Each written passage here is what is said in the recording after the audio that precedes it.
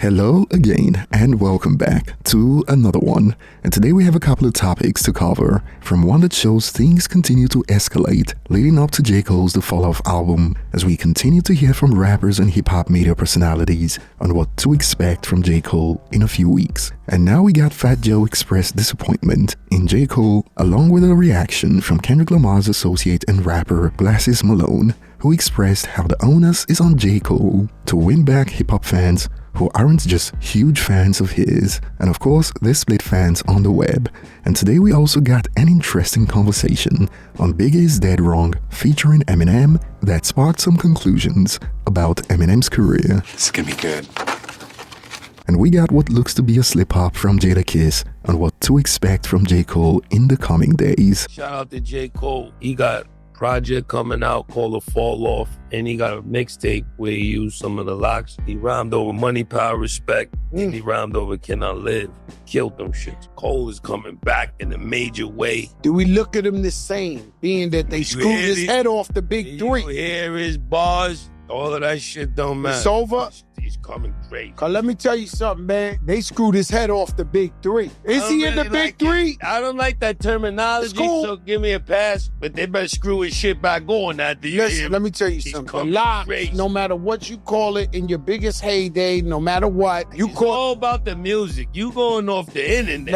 I'm not going off the internet. I'm talking. His head gotta go back on where. I'm talking about hip hop. So what I'm saying to you is, you guys were fucking miniature compared to 50 Cent. Just sold 30 million records. You went at him. You went to the yard with the sword. Answering your own question. What's that? He could sell 100 mil. The bars and the power of the people in the street made all of that shit irrelevant. He didn't come outside, Jada.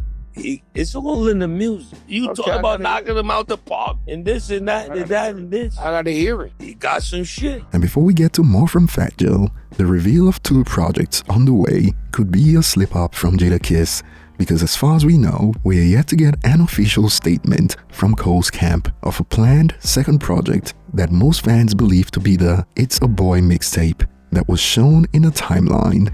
But perhaps this was all part of the plan, and Fat Joe expanded on how he can't look at J. Cole the same way after he folded to Kendrick Lamar. You said J. Cole. I don't look at him the same. He ain't come outside. Sometimes you tell me, Joe, you want the 100 million, this, that, you gotta say the truth. I don't look at him the same. The fucking sword is dull. I don't care what he spit. Cause I've been listening to him spitting. I always said he's one of the greatest, and all that is irrelevant to me when you talking all that gangster shit and they call you to the yard and you don't step outside. I can't look at you. That's like you seeing the dude who they always told you, and you know you always thought he was tough, and you see some other kingpin nigga, some smack his cheek off and got my bad and walk off. I'm keeping it a buck with you. That's how I look at this music, shit. man. The music is great. I don't give a fuck if you lose. I never forget Everlast and Eminem. Everlast definitely knew he couldn't beat Eminem, but he came outside to the yard. He came outside. And so that's just how I look at it. Big up J. Cole, the whole crew, North Carolina and all that, but he caught stage fright.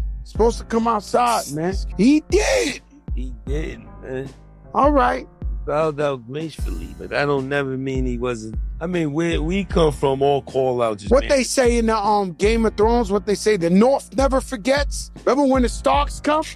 They got the North never forgets. Yeah, you're not waiting 6 months to let the smoke clear to come back outside and talk legendary and all that. Like, it's like the North never forgets. Into that. He just ended what he into. Right. He the new Coming shit. from you. Shit is crazy. You go to war. Jadakiss go to war. Jadakiss go to war. The Locks go to war. I'm a J. Cole fan. I'm just telling you, they don't hit me as tough. You know what I'm saying? If Fat Joe talking all that Fat Joe the gangster, there's a video of me getting my face smacked off, you ain't gonna hear Flo Joe the same. You gonna be like, man, and that was your face smacked off in public. It was like, yo, you said, no, I rescind it. I'm coming back. No, I didn't mean it. You know when you riding bike and then you do the pedal backwards, the shit pedals backwards? Roll back. That's what he did. He rolled back.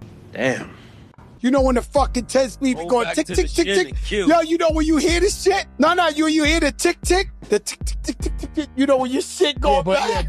Yeah, but when you roll that shit back with the metal pedals and that scrape up your shins. Kill you. Oof. And people may disagree, But personally, I'm with Fat Joe on this one, because I'm well aware of the fact that people who've been defending J. Cole for folding wouldn't accept it if it was another rapper who wasn't universally loved and respected for the most part. And let's say it was Big Sean who ran away from Kendrick. I doubt that these people would care about Big Sean's mental health when it's time to clown the rapper for running. And I remember will.i.am also made a similar statement. I'm out. I apologize for everything I've ever said. You're the holiest. You're the greatest of all time, bro. I love you, bro. And then you start talking shit again. I'm the best boxer alive. I don't think you could do that. And for me, I can't wait to listen to the project to hear how J. Cole addresses this on the fall-off, because this isn't going away. Went on a 3-year run of tearing up and collabs, saying, I'm gonna eat anybody that jump up here. I am the best rapper, period. Right? He's like, don't put me on this microphone, da-da-da. The very first chance is only really one guy that could have. Cole was a dominant force. Now imagine Muhammad Ali talking a bunch of shit to Joe Frazier and then swung at him, missed, and then said, I'm sorry, Joe, you the greatest, and then ran off. What would we say? We would be like, yeah, Muhammad Ali, don't fight nobody else. So that's what people, so Muhammad Ali can't come out a year later doing all this shadow boxing, like, I'm the greatest. He can't do it. He got to come out humble in a suit. I don't fight no more, period. I understand the sentiment.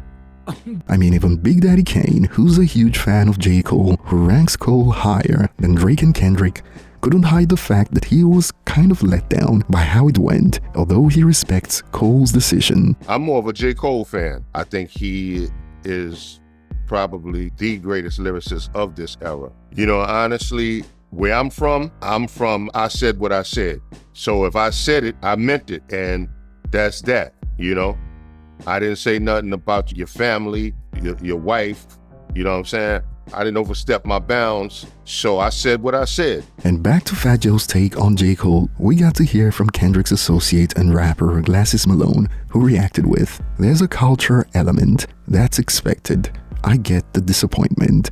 And how I see it, you don't have to agree, but when it comes to the big three, right now it is hard to argue against Kendrick being number one out of the three, because apart from the general consensus that says Kendrick beat Drake, J. Cole pretty much made it a cakewalk for Kendrick, and it went like this. He responded to Kendrick, put his own fans in an awkward position after we went to the mat for you. Because while they were debating on his behalf about Kendrick's classics being boring, like Cole pointed out on 7 Minute Drill, Cole then apologized and deleted the song. You made us look like idiots. Forfeited the match, and by extension, crowned Kendrick the undisputed in the big three, at least for now.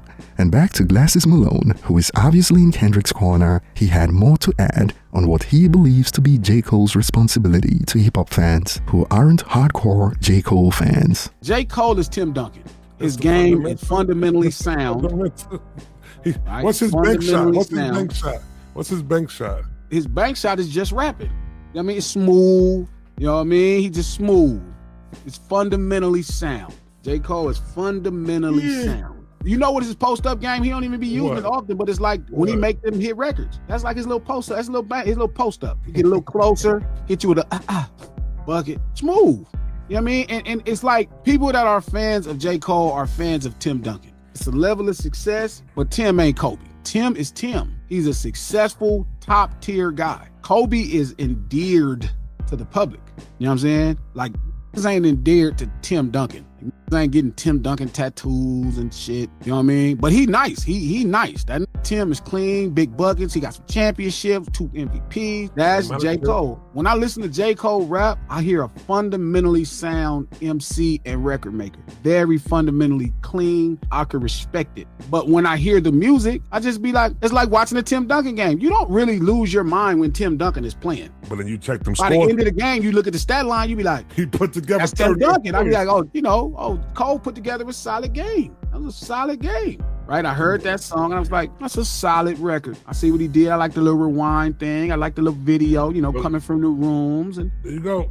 The little rewind thing. For sure. It's definitely a little rewind thing. I hear that. A little rewind thing. But I was thinking to myself, is it time? So J. Cole is not just fans. J. Cole still has the interest of the world. And to be honest, Now me, because I am not a J. Cole fanatic, I would probably need him to give a very honest take about what has happened over these last 24 months. For me, not you as a J. Cole fan, but for me, that's not a J. Cole fan, to be interested and actually probably go listen to the album, I would need to hear, hey, what's the last 24 months like? Where are you at with this? Because you are such an integral part, I need to kind of hear where you're at with it. And the more authentic it is going to determine how far I get into the album or if I want to listen to the album. But if it's like you think you can proceed on with your career and I would be vested in it, or me as not a J. Cole fan, right? As a respect of your ability, if I was to vest interest in it, you know what I mean? I would probably need you to catch me up to date.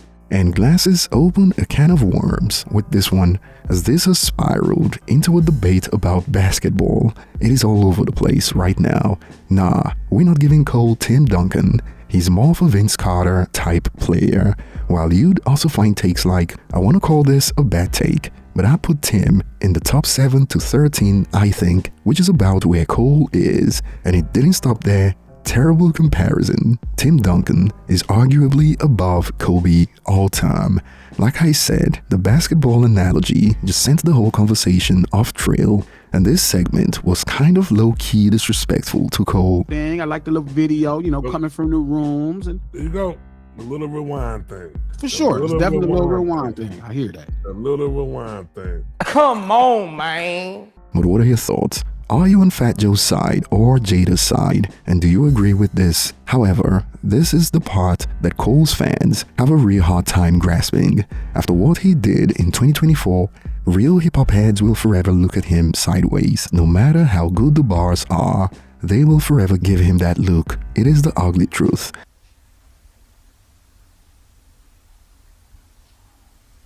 And we got to hear from rapper King Green and Toure on Biggie's Dead Wrong featuring Eminem. On Dead Wrong, who do you think won that song? Eminem.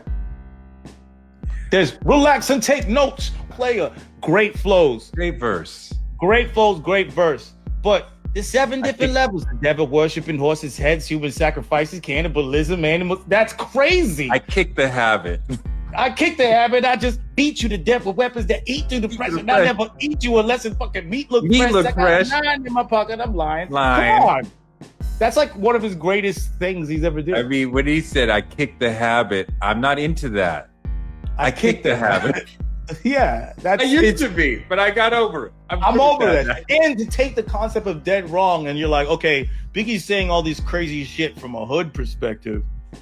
I'm just gonna say the craziest shit in the world. Right. I'm gonna go to devil worshiping because that's what, like, you know what I'm saying? It's like I'm going wild. I was like, Eminem's different level. And for some users, Dead Wrong had similar effects to Renegade. Great breakdown. This verse helped solidify his legit status early on, and I've heard people say the same about Eminem's verse on Renegade, about how that was how Eminem got their attention early on. But do you agree? And perhaps these conversations on who got the best verse on a song could be responsible for why we don't get many collabs between top-tier lyricists. But what to do? This is all part of the game, and I'll be looking forward to your thoughts in the comment section. Thanks for watching, and I will see you on the next one.